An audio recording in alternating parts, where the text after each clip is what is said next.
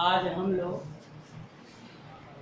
बाल महाभारत कथा के अंतर्गत पाठ 8 द्रोणाचार्य के विषय में जानकारी लेंगे। हम जानेंगे कि द्रोणाचार्य कौन थे। तो आचार्य द्रोण महर्षि भारद्वाज के पुत्र थे। आचार्य द्रोणाचार्य ऋषि भारद्वाज के पुत्र थे और भारद्वाज आश्रम में ये रहते थे।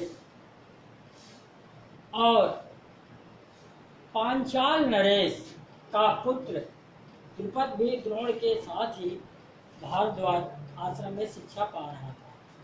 द्रोणाचार्य के साथ पांचाल नरेश का पुत्र भी द्रोणाचार्य के साथ शिक्षा को ग्रहण कर रहा था और इन दोनों में बहुत गहरी मित्रता थी। कभी कभी राजकुमार द्रुपद उत्साह में आकर द्रोण से यहाँ तक कह देता था कि पांचाल देश का राजा बन जाने पर मैं आधा राज तुम्हें दे दूंगा। द्रोणाचार्य गरीब थे, उनका जीवन यापन बड़ा मुश्किल से हो रहा था। उनकी स्थिति को देख करके द्रुपद कभी कभी आवेश जोश में आकर के कह देता था कि यह पांचाल देश का मैं कभी राजा बना तो उसमें से आपको आधा राज मैं दे दूंगा। और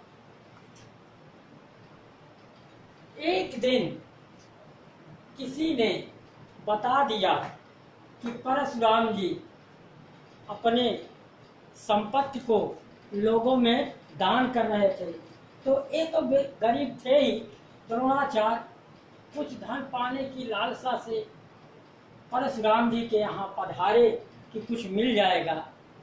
लेकिन जब वहाँ पहुँचते हैं तो परशुराम जी ने कहा कि ब्राह्मण, अब तो मेरे पास कोई भी धन शेष नहीं रह गया है, क्योंकि मैं अपने संपत्ति को लोगों में बांट चुका हूँ। मेरे पास केवल विद्या शेष रह गई है, यदि तुम चाहो तो वो मुझसे ले सकते हो।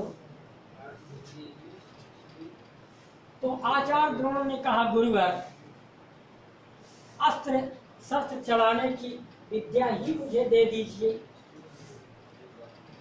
तो परशुराम जी ने उनको अपना शिष्य बनाया और अस्त्र शस्त्र की विद्या ने प्रदान की।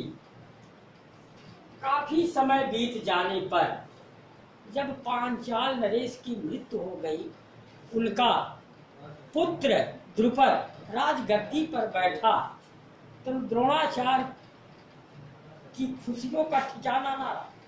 उन्होंने सोचा कि द्रुपद ने हमको कहा है कि मित्र, मैं जब कभी राजा बनूंगा तो मैं आपको आधा राज्य दे दूंगा। इसी लालसा में आचार्य द्रोण द्रुपद के पास गए और उन्होंने कहा, मित्र, आपको दिया हुआ आपका वचन तो याद होगा ना। मैं आपका बाल सखा हूँ जो आपके साथ आश्रम में पढ़ता था। मैं आचार्य द्रोण हूँ और आपका सहपाठी हूँ। द्रुपद को ये बात बुरी लग गई कि कहाँ मैं एक राजा, कहाँ ये दरिद्र भिखारी और हमको अपना मित्र कह रहा है। उन्होंने कहा कि एक राजा का मित्र कभी कोई दरिद्र भिखारी नहीं हो सकता। उनको ये सुनकर के उनको बड़ी अपमान और लज्जा महसूस हुई। उन्होंने संकल्प लिया। द्रुपद को उन्होंने कहा कि आज तो मैं वापस जा रहा हूँ, लेकिन किसी दिन इस अपमान का बदला मैं अवश्य चुकाऊंगा। कुछ दिन के बाद आचार्य द्रोण ने कृपाचार्य की बहन से शादी किया और गोपनीय ढंग से उनके पास रहने लगे। धीरे धीरे समय बीतता गया एक दिन हस्तिनापुर में हो जा रहे थे तो बगीचे में पांडव कौरव ये दोनों खेल रहे थे।